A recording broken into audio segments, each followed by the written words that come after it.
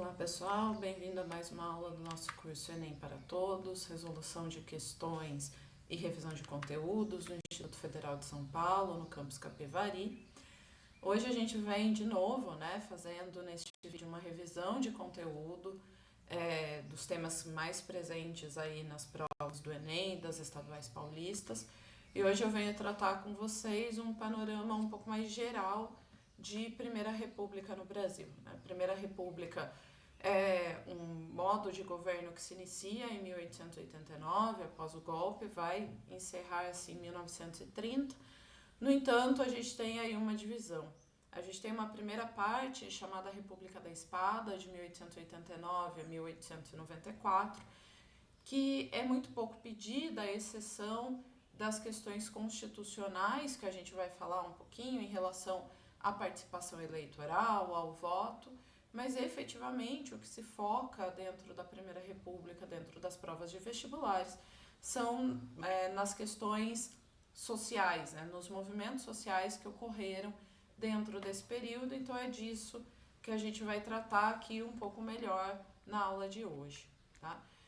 Como eu disse, a gente está tratando aí de um período que é dividido em duas partes, 1889 a 1894, chamada República da Espada, e posteriormente, 1894 a 1930, a chamada República Oligárquica. A palavra oligarquia, ela significa governo de poucos, Então, a gente sempre que vê essa palavra associada ali a um governo, a gente está falando de um governo onde poucas pessoas têm poder. No caso do Brasil, esse governo de poucos está ligado aos latifundiários. Isso tem uma relação direta com o sistema eleitoral previsto na Constituição de 1891. Nessa Constituição ficou instituído que o voto passaria a ser destinado a todos os homens maiores de 21 anos, mas alfabetizados. Isso excluía uma massa populacional. Contudo, para você provar que era alfabetizado à época da Primeira República, bastava você, no dia da eleição, conseguir assinar o seu nome. Uma outra característica desse voto é que ele era um voto aberto. Então, a pessoa literalmente ela chegava na urna, no local de votação, e ela deveria pronunciar o nome do seu candidato em voz alta, ali na frente de todo mundo. Essas condições permitiram a criação do que nós chamamos de voto de cabresto, onde os latifundiários, os grandes proprietários de terra, eles passavam a ensinar os seus homens, os homens que trabalhavam ali para eles, a assinar o nome. Não era alfabetizar essas pessoas, era literalmente ensiná-las simplesmente a fazer essa assinatura, e depois levava essas pessoas para votar, porque por o voto ser aberto, você conseguia controlar muito mais em que essa pessoa votava. E dessa forma, os latifundiários formavam ali o seu curral eleitoral, a sua massa de controle eleitoral. Isso é o que é caracterizado na Primeira República como voto de cabresto, tá? A partir desses votos, esses latifundiários eles podem fazer acordos entre si e com aqueles que são candidatos para conseguir vantagens pessoais. Então, os fazendeiros dentro da cidade, dentro das regiões, fazem acordo com os candidatos a prefeito. Esses, depois de eleitos, esses prefeitos, eles buscam acordos e vantagens para os seus municípios com os governadores de estado, e os governadores de estado buscam acordo com aquele que está na presidência da República, para elegê-lo. Então você tem uma série de acordos eleitorais que troca vantagens para municípios, para pessoas, para os estados, em troca de apoio político. Esse é o sistema que nós chamamos de clientelismo político, um sistema onde o que impera é essa série de acordos. Entre os acordos da Primeira República, o que fica mais famoso é a chamada política do café com leite, onde São Paulo e Minas Gerais fazem um acordo de apoiar sempre o mesmo candidato e dessa forma dominar aí a presidência da República. É importante ressaltar, e aqui eu chamo a atenção para a imagem, que São Paulo e Minas Gerais nunca conseguiram dominar a presidência sem ter o apoio de outros estados para fazer esse domínio. Então é preciso ali trazer outras oligarquias, outras elites latifundiárias para o seu lado, dessa forma para conseguir ter a quantidade de votos necessário para fazer o seu candidato. Esse período todo da Primeira República, de 1894 a 1930, é marcado por esse governo de latifundiários a partir desse sistema eleitoral que tinha sido criado ali dentro da Primeira República, dentro da Constituição de 1891. Mas, como eu disse, o que mais chama atenção nesse momento são uma série de movimentos sociais que nós temos ao longo desse período. É importante demarcar que a população brasileira no início do século XX, ela tinha algumas características, né? Era uma população majoritariamente de negros e pardos e que a miséria, tanto no campo quanto nas cidades, era a grande tônica, né? Era o que demandava efetivamente. Então nós temos uma elite latifundiária, mas nós temos a grande massa da população vivendo na miséria. Havia um controle muito grande dos coronéis das áreas rurais. Nós associamos todos os latifundiários à figura do coronel, não à toa também se conhece esse período político como coronelismo, né? E nas cidades, a maioria dessa população vive em condições muito precárias de vida. Então nós temos condições muito difíceis também dentro das cidades. As revoltas que ocorrem nesse período, elas são revoltas sociais onde o povo vai lutar como tinha condições naquele momento. Então nós temos revoltas de diferentes formas acontecendo, mas é importante ressaltar que elas nos mostram que aquela ideia de um brasileiro pacífico, de um brasileiro que não faz lutas sociais, ela é absolutamente falsa, né? O brasileiro, ele sempre esteve demandando de alguma forma, e através de movimentos sociais, através da luta, os seus direitos e melhores condições de vida. Isso vai acontecer durante toda a Primeira República. Nós costumamos dividir essas revoltas, esses movimentos, entre movimentos rurais e movimentos urbanos. Naqueles que nós chamamos de movimentos rurais, chamamos atenção para o movimento de Canudos. A Guerra de Canudos vai ocorrer num determinado período, né, ali no final do governo Prudente de Moraes, primeiro governo civil da Primeira República. No entanto, pensar o Arraial de Canudos é pensar uma longa trajetória de dominação dos coronéis e de condições precárias de vida que existiam dentro do interior do Nordeste brasileiro como um todo, mas especificamente na região da Bahia, que é onde Canudos acontece. Canudos é classificado como um movimento messiânico. Quando a gente fala de movimento messiânico, a gente passa por essa ideia de que há uma crença de que o fim do mundo está próximo, associado à ideia de que Deus havia enviado um Messias para salvar o povo. Essas são as características que formam o que nós conhecemos como movimentos messiânicos. No Brasil, nós temos aqui na Primeira República 2 movimentos sociais rurais que podem ser classificados como movimentos messiânicos. Canudos, que é o principal deles, mas também o movimento do contestado. Outros movimentos ocorridos fora do Brasil também têm essa característica. Eu chamo a atenção, por exemplo, para o sebastianismo de Portugal, que tem características muito claras de movimento messiânico e que durou bastante tempo aí desde ali do século XVI em Portugal, mas que teve reaparecimentos ao longo da história. No caso de Canudos, é um movimento que está ligado à figura do Antônio Conselheiro. O Antônio Conselheiro é classificado como um beato. Beato era uma pessoa que não tinha uma formação religiosa, mas que tinha um discurso religioso muito forte. No caso de Antônio Conselheiro, ele andava pelo interior da Bahia fazendo pregações religiosas com base na Bíblia, né? Ele foi um homem alfabetizado, então ele sabia ler a Bíblia. Isso faz bastante diferença na Primeira República. E ele andava pelo interior convocando as pessoas, esse é o discurso que ele faz, a uma vida sem apego material. Segundo Antônio Conselheiro, o mundo estava perto do fim e era preciso que as pessoas abandonassem os seus bens materiais para poder, a partir daí, alcançar a salvação. E Antônio Conselheiro passou a ser seguido por multidões que entenderam a sua pregação e passaram a acompanhá-lo. Por volta aproximadamente, aqui nós não temos uma data certeira, mas por volta aproximadamente ali de 1870, Antônio Conselheiro aproveita-se de uma região, de uma fazenda abandonada no interior da Bahia e forma ali um arraial, forma ali uma comunidade conhecida como Arraial de Belo Monte ou Arraial de Canudos. Nessa fazenda, nessa comunidade, a propriedade era coletiva, então não há ideia de propriedade privada. Todos aqueles que chegavam tinham a ajuda ali da comunidade para construir as suas casas. Podemos ver que são casas bastante precárias, era uma situação de bastante pobreza mesmo assim.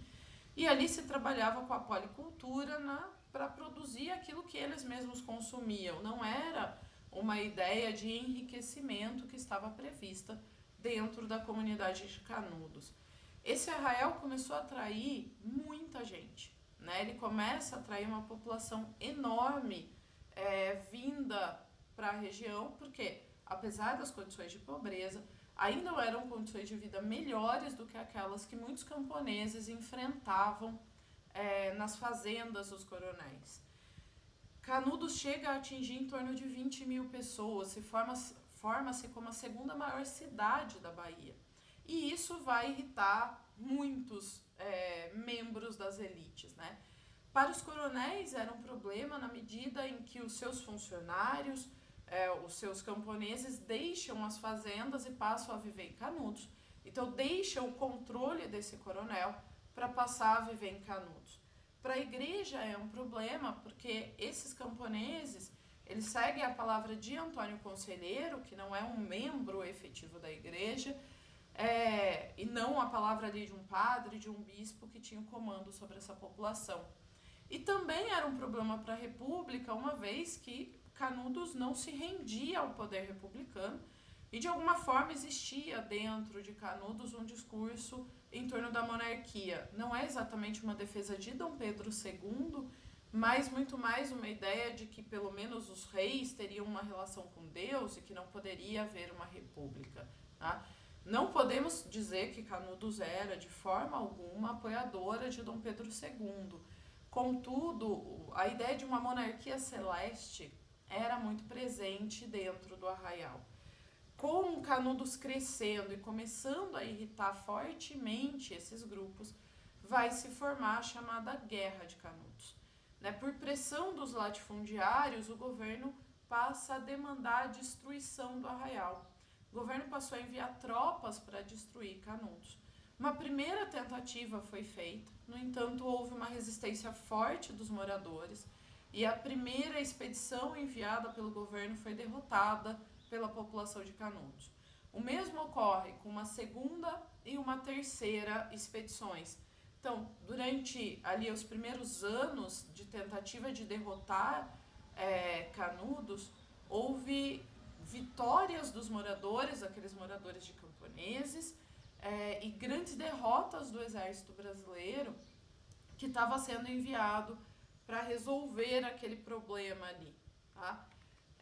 A quarta expedição montada já foi um verdadeiro exército, um exército gigante, e aí sim a população de Canudos ela não foi apenas derrotada, mas ela foi massacrada, tá?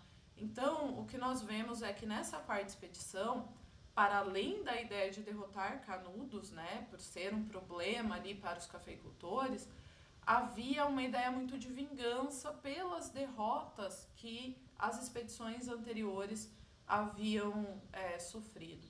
Apesar dessa não ser uma foto com uma qualidade muito boa, essa é a foto dos poucos sobreviventes de Canudos já rendidos. Eu acho essa foto bastante importante para a gente fazer uma análise. Você percebe que na sua grande maioria, quem sobreviveu foram mulheres e crianças, a grande parte dos homens moradores de Canudos foram todos mortos, inclusive mesmo depois de se render, Os homens passaram a ser degolados, isso é contado pra gente na história dessa guerra. Também é possível perceber que a grande maioria da população vivente em Canudos era de uma população negra e mestiça. E é preciso lembrar que a abolição da escravidão havia acontecido fazia poucos anos.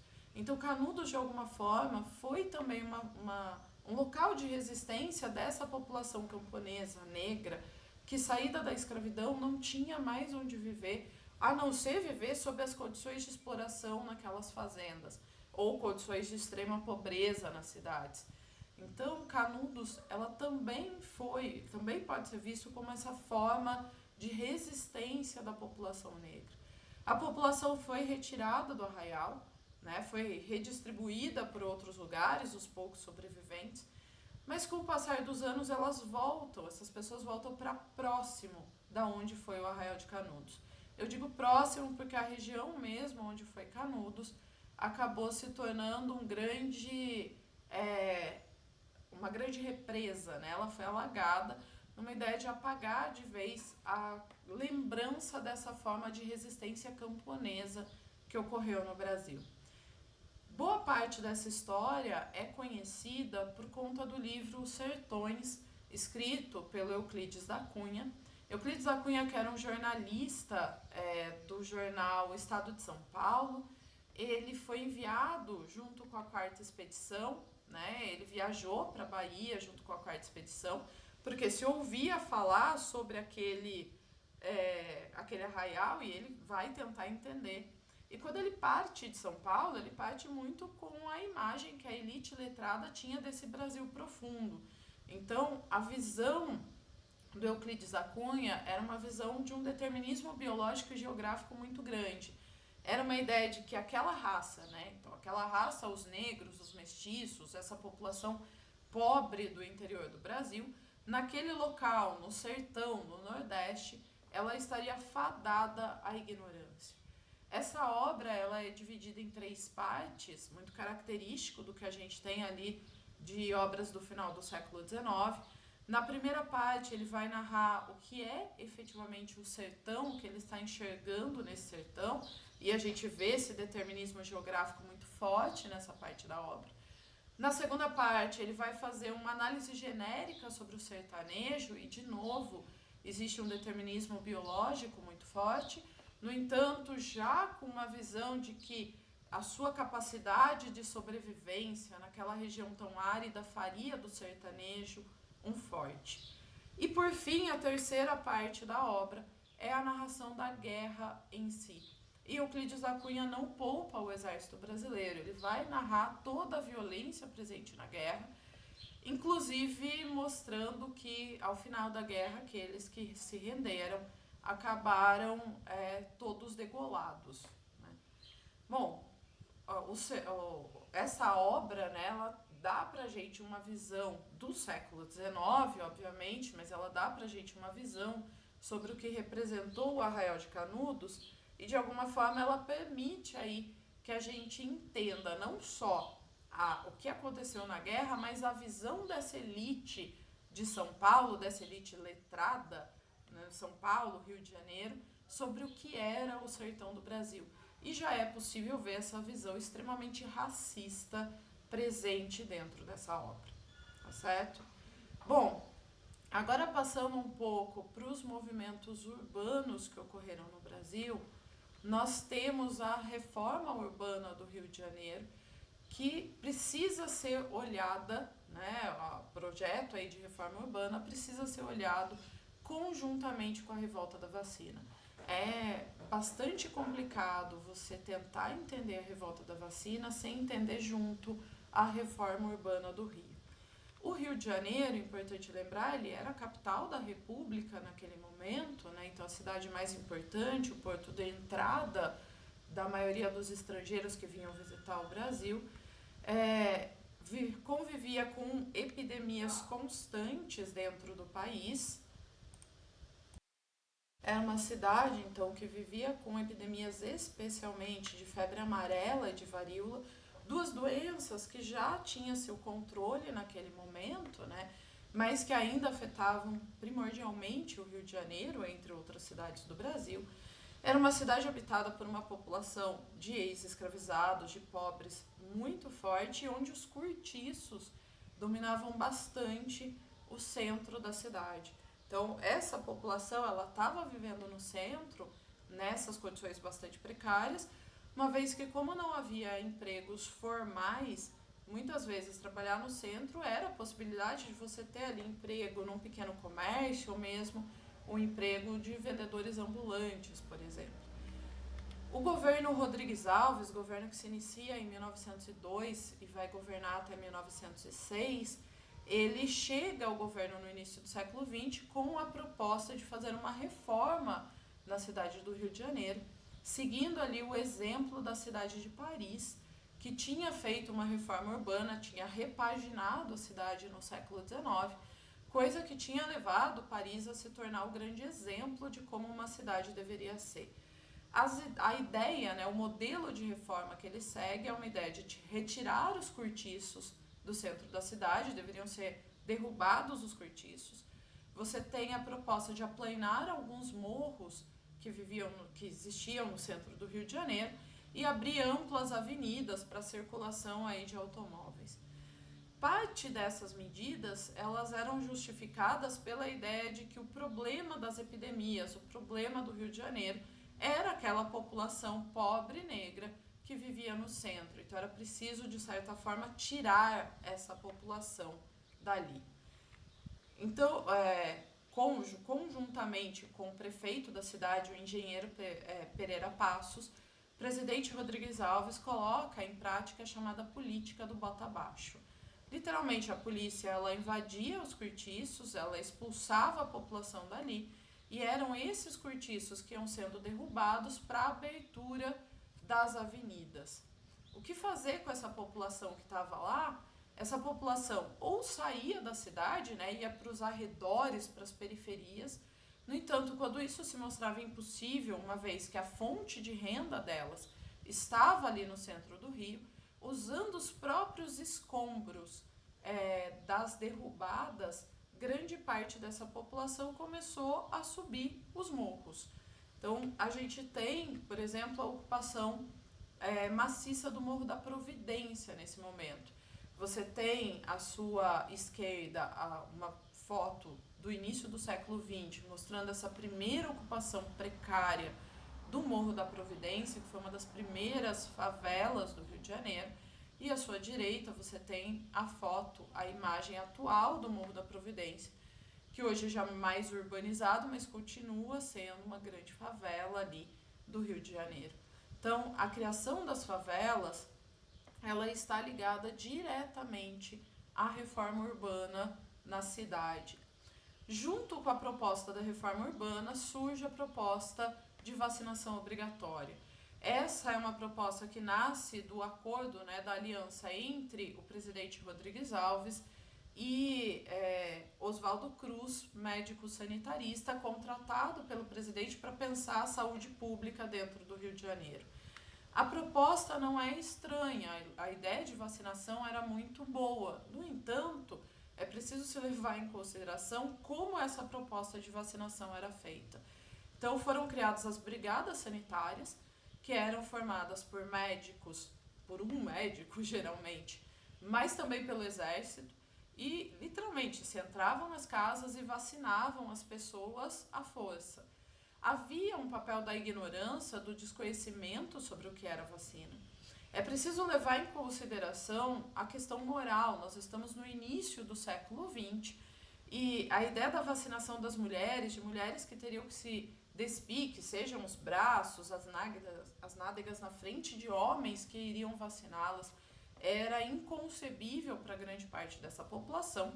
Havia um medo muito grande da população de baixa renda, da população pobre, que tinha acabado de ser expulsa das suas casas, que foram destruídas para fazer a abertura de avenidas e que não podia acreditar que agora, do nada, esse governo estava ali disposto a ajudar essa população contra as doenças.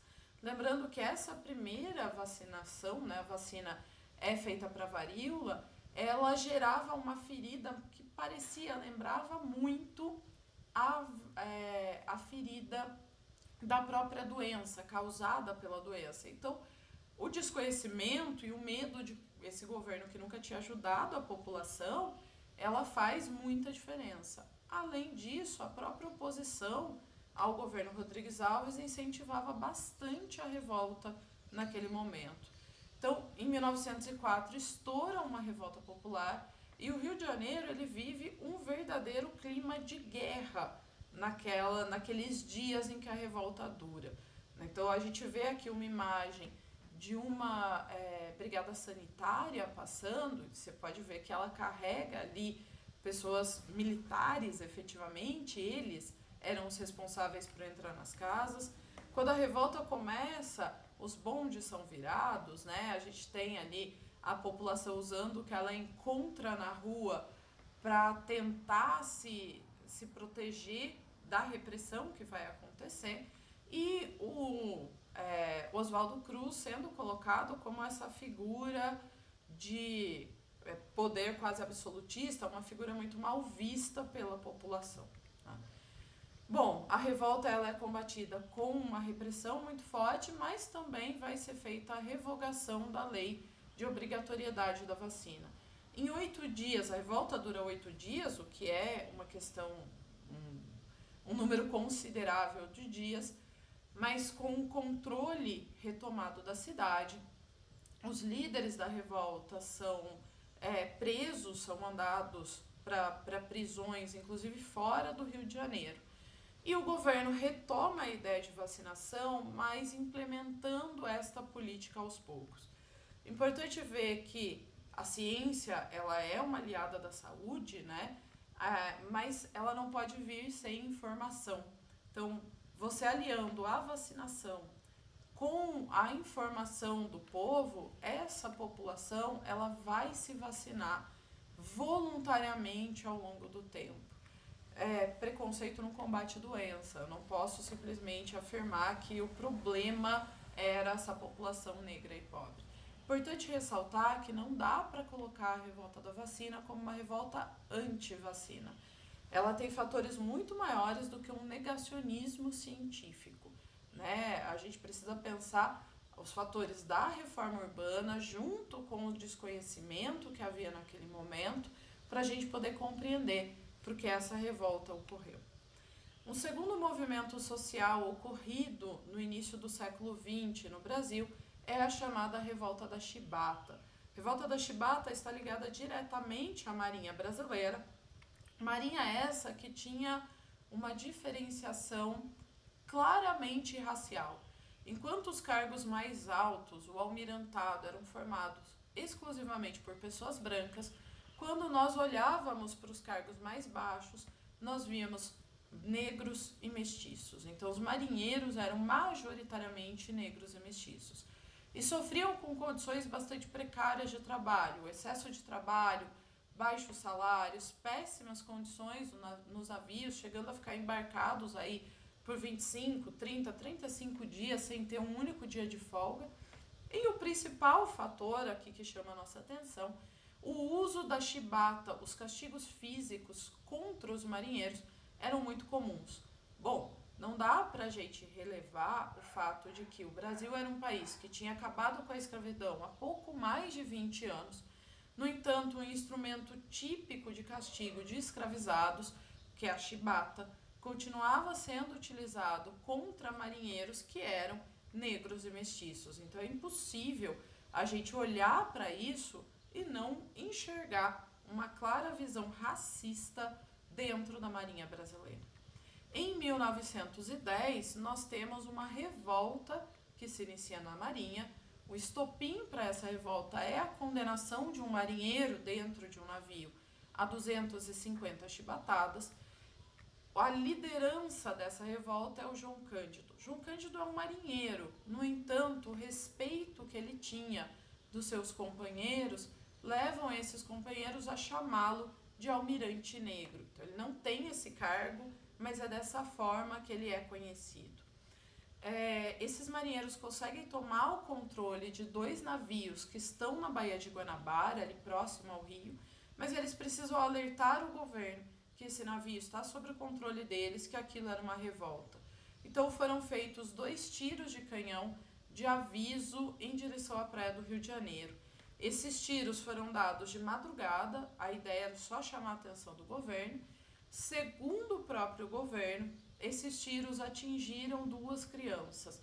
Não há qualquer informação que corrobore isso, mas essa é a versão oficial do governo.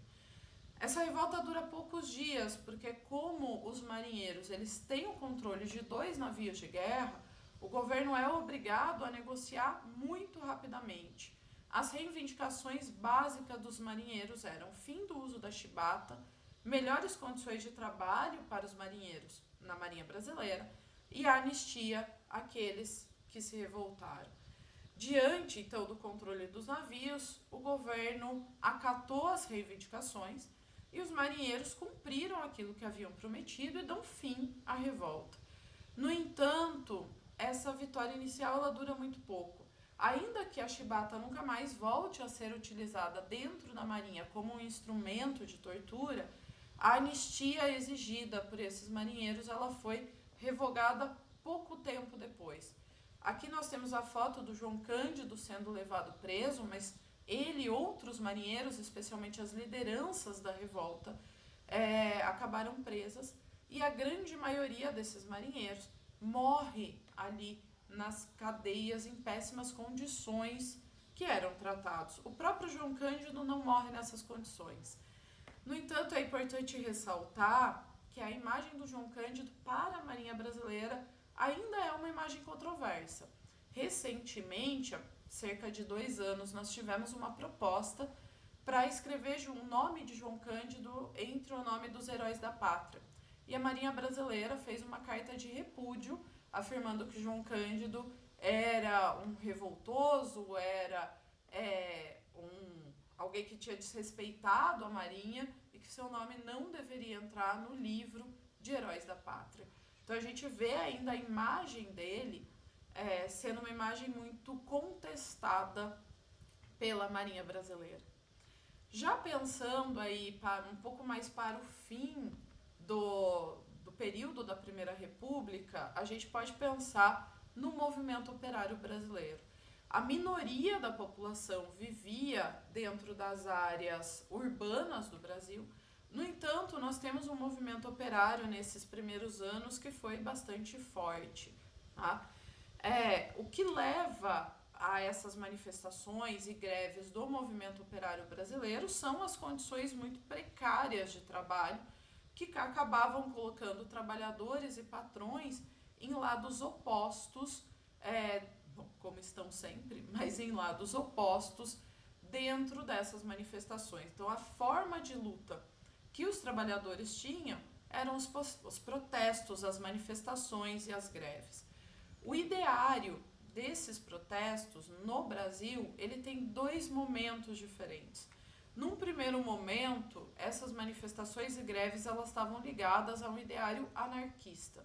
O anarquismo é uma ideia política nascida no século XIX e que vai defender que a igualdade viria através da destruição de todas as formas de poder. Por todas as formas de poder, ele entende o Estado, a propriedade, a religião, entre outras coisas.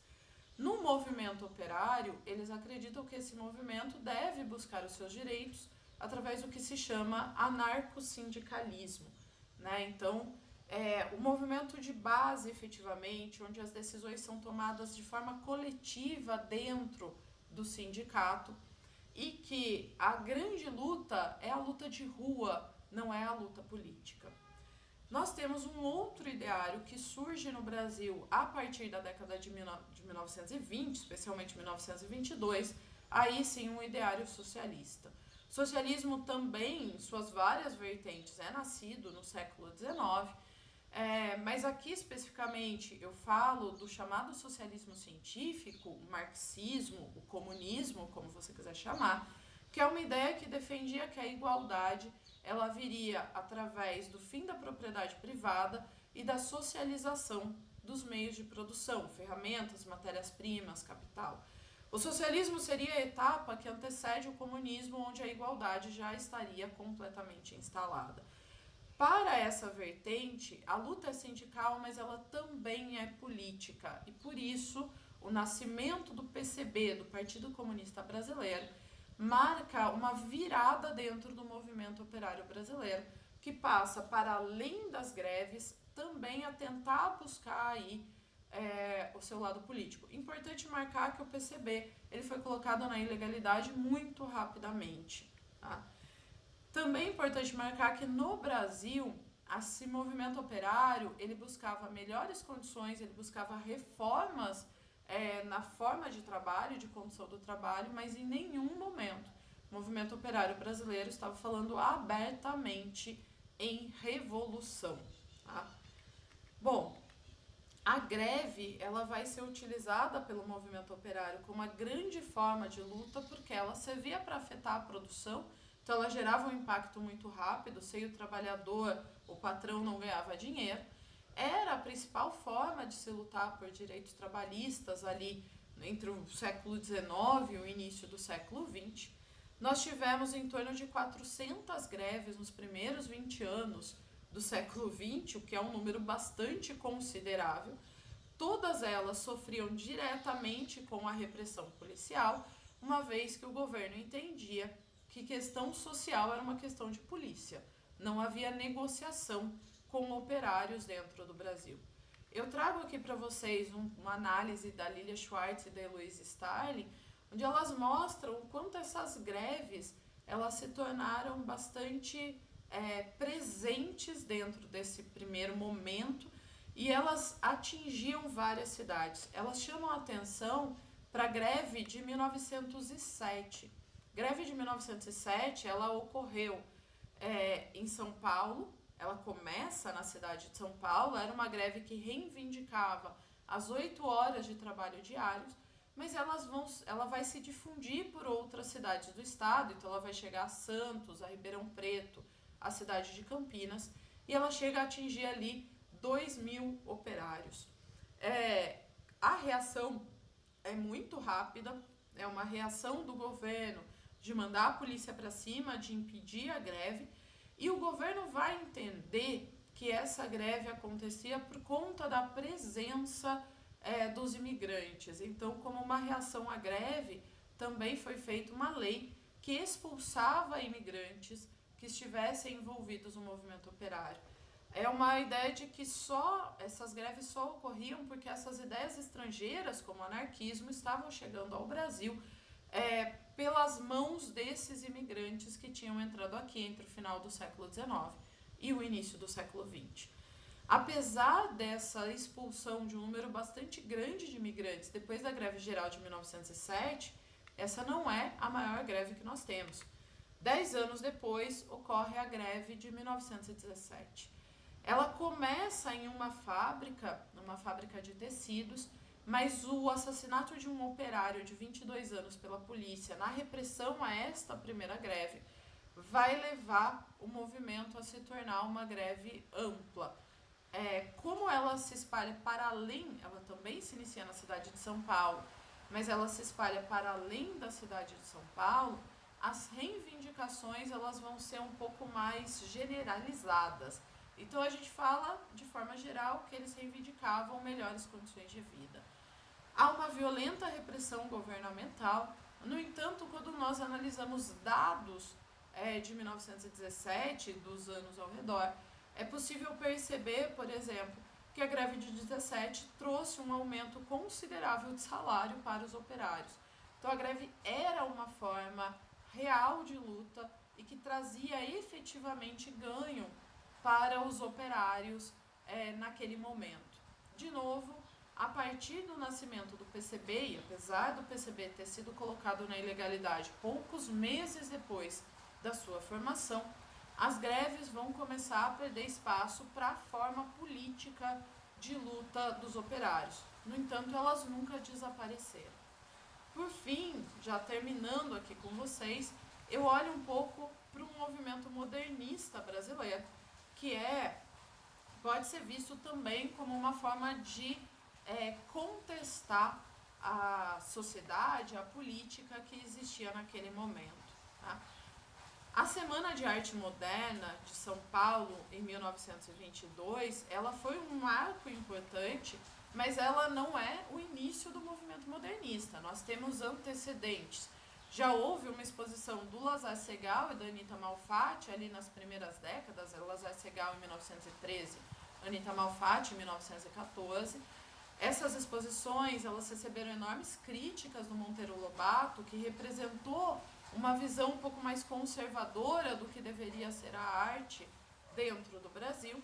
E também em 1919 nós temos a publicação da obra Carnaval do Manuel Bandeira, que não teve uma recepção popular muito boa, mas que já marca esse movimento modernista. No entanto, a Semana de Arte, que é feita durante as comemorações do centenário da independência, ela é sim um movimento bastante importante, no sentido em que você teria ali dentro do Teatro Municipal de São Paulo, um teatro importante, a possibilidade de apresentar a arte moderna brasileira para uma camada maior dessa elite que frequentava o teatro. Participam da Semana de Arte Moderna o Mário de Andrade, o Oswald de Andrade, o Vitor Brecheret, que é um escultor, né, faz ali a obra O Monumento aos Bandeirantes, a própria Anita Malfatti, que já tinha feito sua exposição de arte antes, Menotti Del Picchia, que também é um escritor, o Guilherme de Almeida, escultor, Sérgio Millier e Heitor Villa-Lobos, entre outros nomes.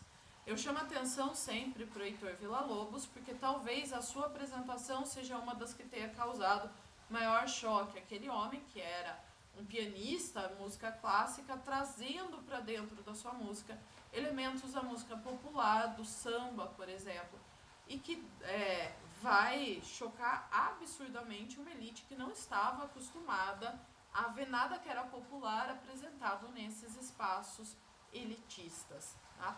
A semana foi importante para dar evidência para esses vários artistas e se torna um marco desse que é um dos mais importantes movimentos artísticos do Brasil. Contudo, é sempre importante marcar e lembrar, afinal de contas, tratavam-se de artistas que vinham oriundos de uma classe média, né, e que apresentavam em lugares de classe média e de classe alta para a classe média e para a classe alta. Eles usavam elementos populares, mas eles não estão misturados ali em São Paulo junto com esses grupos populares. Então, esse movimento modernista de São Paulo, ele tem um caráter elitista mais forte, mais marcado que movimentos modernistas, por exemplo, no Rio de Janeiro ou no Nordeste brasileiro. Eu chamo a atenção para dois manifestos feitos pelos modernistas. O Manifesto Verde e Amarelo, de 1926, escrito pelo Menotti Del Picchia. Menotti Del Picchia, ele faz uma crítica ali a um modernismo que para ele seria afrancesado, e ele vai defender um nacionalismo extremo, hostilizando tudo que era estrangeiro. Esse manifesto do Menotti Del Picchia, o Manifesto Verde e Amarelo, ele flerta muito claramente com o fascismo italiano, que tinha chegado ao poder 4 anos antes. Então ali a gente vê uma cara também desse modernismo, que ela é menos popular e ela está muito mais ligada a uma ideia fascista. E nós temos o que fica mais famoso, que é o Manifesto Antropofágico, do Oswald de Andrade, escrito em 1928, que pode ser lido ali como uma resposta ao Manifesto Verde e Amarelo, em que ele fala que você não precisa abandonar aquilo que é estrangeiro, né? Você pode usar aquilo que é estrangeiro, mas você deve demonstrar aquilo que é nacional. Então ele fala que a arte brasileira nasceria da deglutição da arte estrangeira, regurgitada como algo completamente novo no Brasil. Ele defende que a cultura indígena e africana é uma parte essencial do país. Os manifestos artísticos, eles são importantes na medida em que eles garantem para a gente um entendimento, né? Eles permitem para a gente entender qual era a proposta desses artistas para a arte que eles estão querendo inaugurar ali. Bom, gente, a gente conseguiu aqui fazer uma revisão muito ampla de movimentos de Primeira República, mas que eu espero aí que dê para ajudar vocês a entenderem o que foram esses movimentos, E nos próximos vídeos a gente dá uma olhada um pouco como isso vem sendo abordado dentro dos principais vestibulares aí do Enem e dos vestibulares das estaduais paulistas.